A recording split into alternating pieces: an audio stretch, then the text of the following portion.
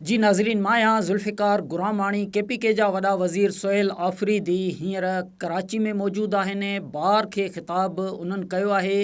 इन खां अॻु में क़ाइद आज़म मोहम्मद अली जनाह जी मज़ार ते बि उन्हनि हाज़िरी ॾिनी आहे। जॾहिं सोहेल आफ़रीदी एयरपोर्ट ते पहुता, यानी कराची एयरपोर्ट ते पहुता, त सिंध हुकूमत उन्हनि जो इस्तक़बाल कयो। सईद गनी साहब उन्हनि खे टोपी ऐं अजरक जो तोहफ़ो बि पेश कयो। उन खां पोइ माहौल जेको हुयो उहो माहौल बहितरीनु नज़र आयो पिए सोहेल आफ़रीदी साहब जे हवाले सां। जेको उन पंजाब जे अंदरि दौरो कयो, उन खां इंतिहाई मुख़्तलिफ़ सिंध जे अंदरि उन जो दौरो जेको आहे उहो रिपोर्ट थी रहियो। पर हैदराबाद खां वापसी ऐं उन खां पोइ कराची में जलसे जी सूरत हाल ताईं PTI खे उहे एतिराज़ रहिया त सिंध हुकूमत वादो वफ़ा नाहे कयो।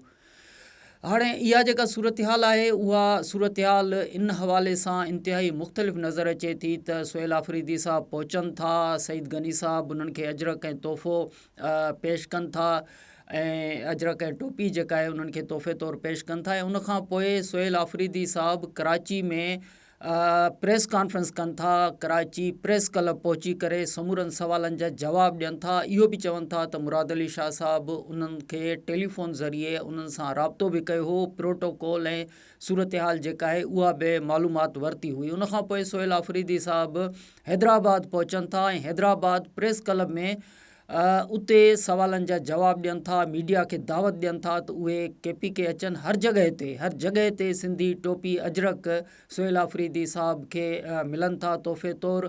ऐं उन खां पोइ जॾहिं सोहेल आफ़रीदी साहब वापसि पहुचनि था, वापसि कराची अचण जी कोशिशि कनि था, त पोइ इन क़िस्म जी सूरत हाल पैदा थिए थी। सूरत हाल इहा आहे त जेकी कराची खां हैदराबाद सफ़र कंदा रहिया आहिनि, उन्हनि खे ख़बर आहे त जेकॾहिं हैदराबाद खां कराची रस्तो ब्लॉक कयो वञे त सिर्फ़ु ईअं नाहे त सोहेल आफ़रीदी साहब जो जेको प्रोटोकॉल आहे उहो ई ब्लॉक थी सघे थो। लखें गाॾियूं उतां रोज़ जे बुनियाद ते गुज़रनि थियूं हैदराबाद ऐं कराची वारे रस्ते ते। इहो सवाल बहरहाल अहम सवाल आहे त जेकॾहिं सुपर हाईवे खे बंदि कजे हा त पोइ अवामी जेके शिकायतूं आहिनि उहे तमामु वॾी सतह ते अचनि हा। बहरहाल सोहेल आफ़रीदी साहब जेको ट्वीट कयो त सिंध हुकूमत उन्हनि खे रोकियो ऐं मुश्किल रस्तनि खां उहे कराची पहुता आहिनि। कराची में जिते उन्हनि खे जलसो करणो हो, यानी क़ाइद आज़म जी मज़ार ते उन्हनि खे जलसो करणो हो, त उहो जलसो जेको आहे उहो ॿाहिरि नुमाइश चौरंगी ते उहो जलसो छो थियो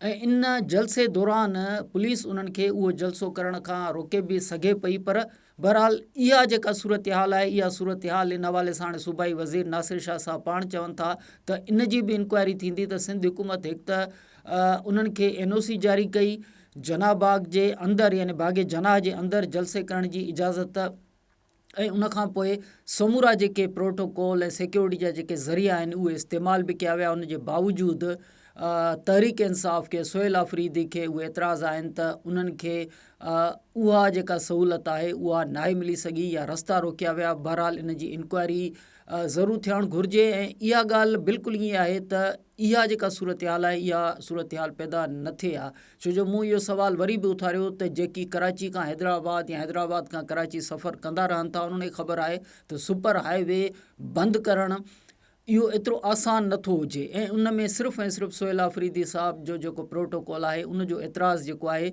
उहो सिर्फ़ु न, पर पोइ लखनि जी तादाद में जेका शिकायत आहे उहा साम्हूं अची सघे पई। पर उन जे बावजूदि बि इहा ॻाल्हि मौजूदु आहे त इंक्वायरी थियणु घुरिजे। ऐं जेकॾहिं मिसमैनेजमेंट जो मामिलो आहे जलसे जे हवाले सां, त उहा सूरत हाल बि हिकु अलॻि जेको आहे उहो बहस तलब आहे। पर उन खां पोइ जलसो बि थी वञे थो ऐं जलसे खां पोइ क़ाइद आज़म जी मज़ार ते हाज़िरी ॾियनि था। पुरअमन माहौल नज़र अचे थो। बार में ख़िताब कनि था ऐं बार जे अंदरि ख़िताब में हू पंहिंजो पाण खे एहतिजाजी सियासत जो चैम्पियन बि पंहिंजो पाण खे ई पाण हू करार बि ॾियनि था।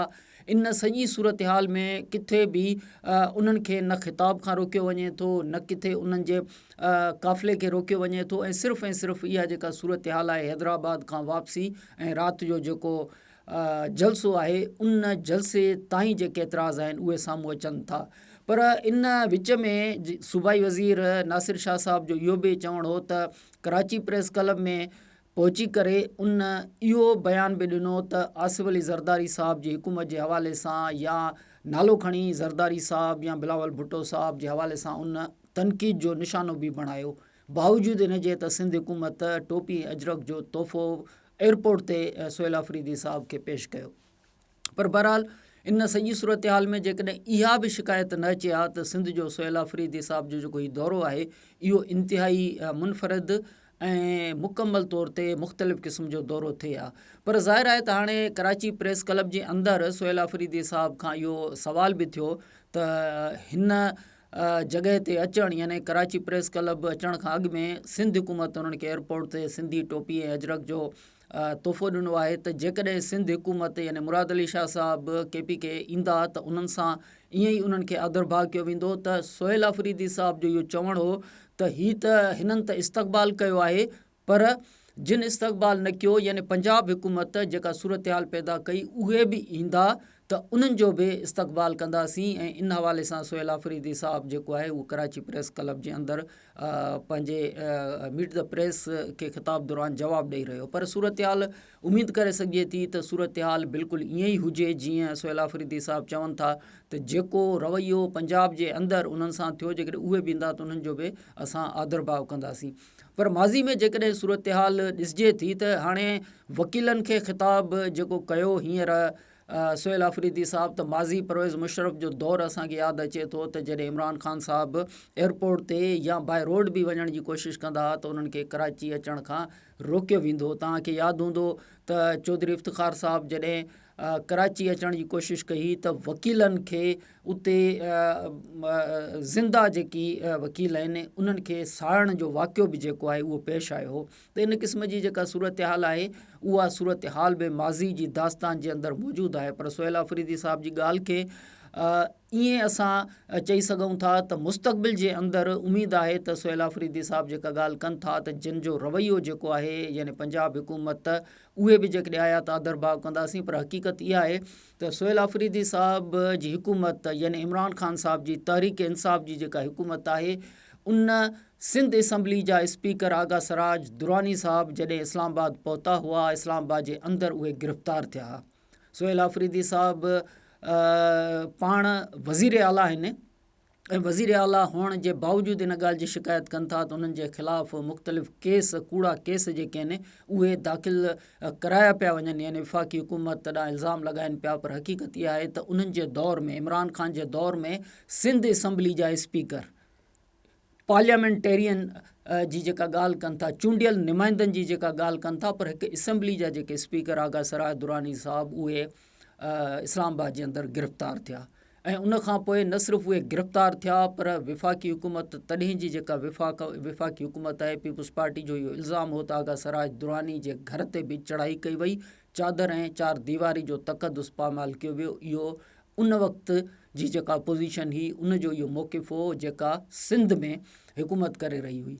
जॾहिं त खुर्शीद शाह साहब बनी गाला पहुता हुआ जेको इमरान ख़ान साहब जे घर जे हवाले सां इलाइक़ो मशहूरु आहे बनी गाला, खुर्शीद शाह साहब खे उन जॻह तां गिरफ़्तार कयो वियो। ऐं उनखां पोइ इमरान ख़ान जे दौर में ड्रिघो जेल कटींदड़ जेको खुर्शीद शाह साहब उहो उन जा प्रोडक्शन ऑर्डर बि जारी न थींदा हुआ। न रुॻो इहो पर आसिफ अली ज़रदारी साहब खे बि ज़रदारी हाउस में पहुची करे उन वक़्त जी हुकूमत जे केसनि जे मुताबिक़ उन्हनि खे गिरफ़्तार कयो वियो। ऐं इहा सूरत हाल सिर्फ़ु हिते न हुई पर शर्जील मेमण जॾहिं हिते एयरपोर्ट ते पहुता हुआ त एयरपोर्ट ते उन्हनि खे गिरफ़्तार कयो वियो हो।